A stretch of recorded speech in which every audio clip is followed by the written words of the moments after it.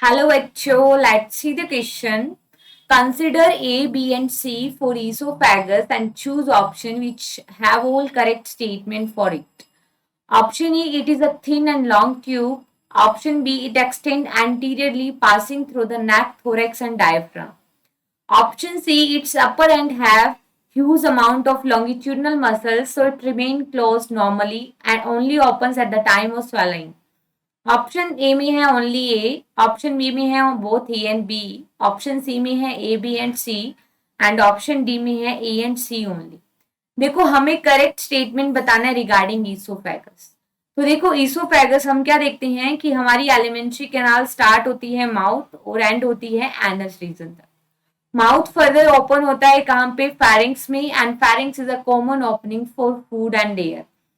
अगर हम देखें तो एंटीरियर साइड लोकेट रहती है विंड पाइप जिसे हम कहते हैं ट्रैकिया। ठीक है, पोस्टीरियरली साइड लोकेट रहती है ईसोफेगस और जिसे हम बोलते हैं फूड पाइप। ठीक है, और ईसोफेगस एक थिन और लॉन्ग ट्यूब होती है। Yes, first statement is absolutely correct. And it extend anteriorly passing, no, ये पोस्टीरियरली पासिंग होती है, एंटीरियरली प्रेजेंट होती है विंड पाइप। ठीक है, posteriorly passing it through neck, thorax and diaphragm. Diaphragm is a respiratory muscular organ होता है। ठीक है, तो ये स्टेटमेंट यहाँ पे इनकरेक्ट हुआ क्योंकि एंटीरियरली नहीं होती, पोस्टीरियरली होती है। तो बी स्टेटमेंट इनकरेक्ट है, मतलब हमारे आंसर में बी नहीं आना चाहिए। तो ये भी इनकरेक्ट, ये भी इनकरेक्ट। आंसर या तो होगा ए या फिर होगा डी।